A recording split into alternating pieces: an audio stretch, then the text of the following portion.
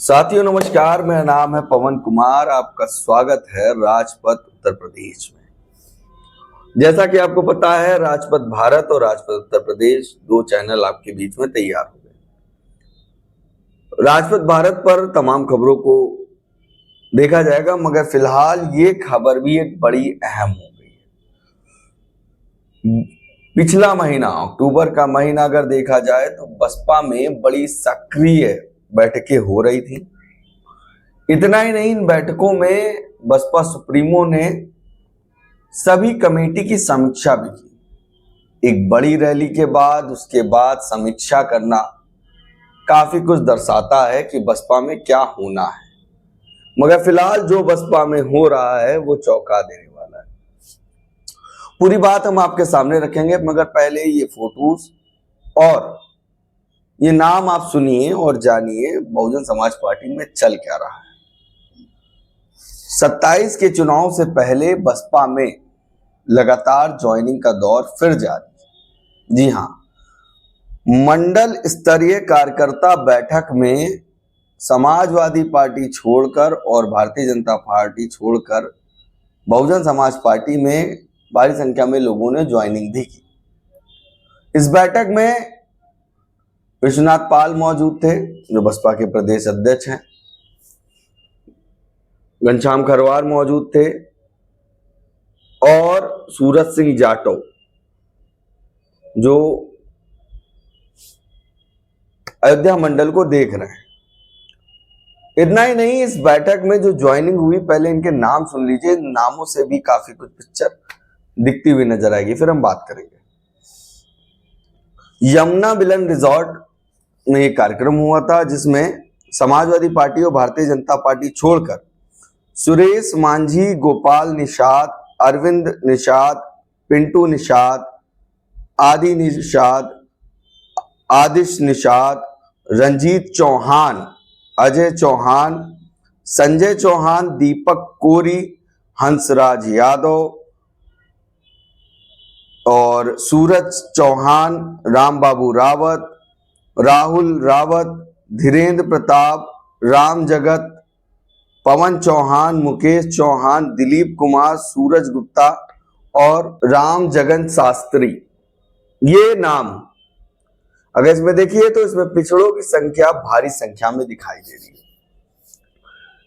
Bahujan Samaj party एक ऐसी party है जो बताया जाता है कि पिछड़ों का मतलब जो भारतीय जनता पार्टी की सरकार बनाने में जिस वोट को वापस ला सकती है या उस वोट को तोड़ सकती है, तो बहुजन समाज पार्टी निषाद से लेकर मांझी तक और मांझी से लेकर यादव तक, यादव से लेकर चौहान तक, चौहान से लेकर रावत तक, तमाम जातियों के लोगों की जो बात की जाती है, वो वोट बैंक कहीं ना कहीं बसपा सुप्रीमो की ओर जाते हुए दिख रहा है।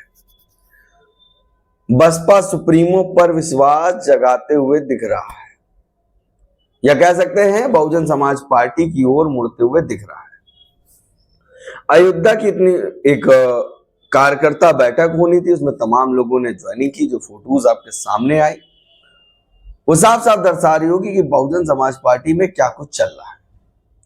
मगर फिलहाल बहुजन समाज पार्टी में एक बड़ी संख्या में ज्वाइनिंग होना ये बताता है कि जो बीते वक्त पहले बैठकें हुई और नेता स्वयं नेतृत्व कर रहा है, हालांकि जिम्मेदारी कमेटी को दे रखी है, मगर उस बीच में बहुजन समाज पार्टी में प्रदेश अध्यक्ष विश्वनाथ पाल को जो जिम्मेदारी दी है कि अपनी मंडल की कमेटी को कंप्लीट करें, जितने भी मंडल हैं उसकी समीक्षा करें, जो भाईचारा कमेटी बनाई गई पिछड़ा उसको स्वयं देखें, और उनके साथ मेवालाल गौतम और राम अवतार मित्तल भी देखेंगे। पिछड़ा भाईचारा कमेटी की अगर बात करें तो रैली से पहले उसको तैयार किया गया और उस कमेटी ने साबित किया कि बहुजन समाज पार्टी के साथ पिछड़ा वर्ग आएगा, और इसका जीता जागता एग्जाम्पल होता है 9 अक्टूबर की रैली में। 9 अक्टूबर रैली में अगर देखा जाए तो पिछड़े वर्ग ने का जो भाईचारा कमेटी बनाई गई थी, उसके बाद पिछड़ा वर्ग भारी संख्या में उस रैली में देखा गया। बसपा सुप्रीमो को ये प्लान सही साबित होता हुआ दिखा तो उन्होंने मुस्लिम भाईचारा कमेटी भी गठित कर दी।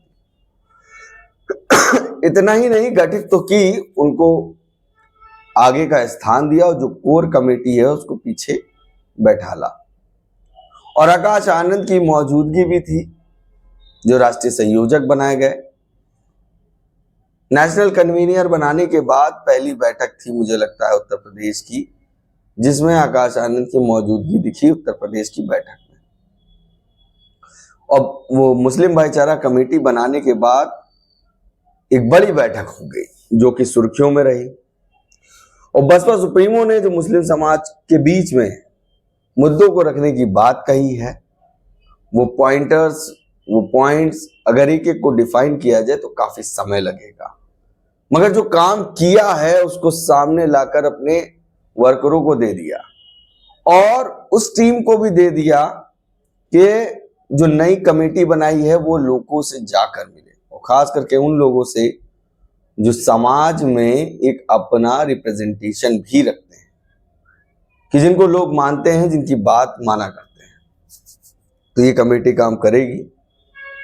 भाईचारा कमेटी जिस तरह से काम कर रही थी, अगर कहा जाए तो उस रैली में भीड़ इकट्ठा करने में सफल साबित हुई। और उसके बाद बसपा सुप्रीमो ने उनका आभार व्यक्त करने के लिए मंडल कमीशन से लेकर पिछड़े भाईचारा से इस विषय पे बात की कि पिछड़ों के लिए बहुजन समाज पार्टी में क्या काम हुआ। इतना ही नहीं, बसपा सुप्रीमो ने यह भी कहा कि जिस तरह से पिछड़े और अति पिछड़े समाज को बांटा गया है, तमाम राजनीतिक पार्टी बना दी गई है जाति के नाम पर, फिर चाहे पटेल हो, निषाद हो, इनसे होशियार करना है समाज को। तो वो कार्यकर्ता बैठक के द्वारा, मंडल कार्यकर्ता बैठक जैसे मैंने आपको बताया यमुना मिलन रिजॉर्ट में हुई जो अयोध्या में, उसकी गाइडेंस दी जाई थी। उसमें तमाम लोगों ने बहुजन समाज पार्टी को ज्वाइन किया। तो जिस तरह से समीक्षा बसपा सुप्रीमो ने स्वयं की, उसके बाद बैकवर्ड जो वोटर्स था फिर से बसपा की ओर मुड़ते हुए नजर आ रहा है। ये चंद नाम जो आपके सामने मैंने पेश किए, ये सिर्फ नाम नहीं, अगर इनकी उपजाति पे जाएंगे तो एक ऐसी संख्या है जिसने बीते साल पहले तमाम राजनीतिक पार्टियों की सरकार बनाई, मगर जो उनको ताकत मिलनी चाहिए जो बाबा साहब के द्वारा संविधान में ताकत दी गई है, और जिस तरह के तमाम मामले हो रहे हैं उस पर बसपा को कानून का राज मानने वाले लोग फिर से बसपा पे विश्वास कर रहे हैं। कानून का राज का मतलब हुआ जिनके राज में सभी समाज को न्याय मिलता हो, किसी के साथ अत्याचार ना हो और अपराधी को सजा कानून दे, कानून पे भरोसा बना रहे, वो चीज देखने को मिल रही है। बसपा ने पहले 9 अक्टूबर को रैली की, उसके बाद उत्तर प्रदेश की कमेटी की बैठक की, उत्तर प्रदेश उत्तराखंड की, फिर राष्ट्रीय बैठक की, फिर उसके बाद मुस्लिम भाईचारा कमेटी की एक बैठक बुला ली। उसके बाद बसपा में फिर से बसपा सुप्रीमो ने 1 तारीख को बैकवर्ड भाईचारा कमेटी की बैठक बुलाई। उस बैठक में बसपा सुप्रीमो ने जो निर्देश दिया उसको लेकर फिर से सक्रिय हो गई है बैकवर्ड भाईचारा कमेटी। पिछड़ा भाईचारा, पिछड़ा अति पिछड़ा का भाईचारा जो बना है और उसके साथ एससी कम्युनिटी जो साथ आई है, एक अलग ही रंग दिखाई दे रहा है। इस बैठक में भारी संख्या में लोग थे, सैकड़ों की संख्या में पदाधिकारी थे, क्योंकि कार्यकर्ताओं की बैठक थी। इस बैठक में बूथ के लोग होंगे, सेक्टर के लोग होंगे, मगर कई ऐसे चेहरे नए आए जिन्होंने बसपा की रीतियों और नीतियों पर विश्वास करते हुए, ये बात सोशल मीडिया पे वायरल है, अगर आपने नहीं देखा तो देखिए, बसपा के साथ आने का फैसला ले लिया। ये नाम आपके सामने मैंने बताया। तो बसपा की ये बड़ी खबर कि ज्वाइनिंग का दौर अभी भी जारी है।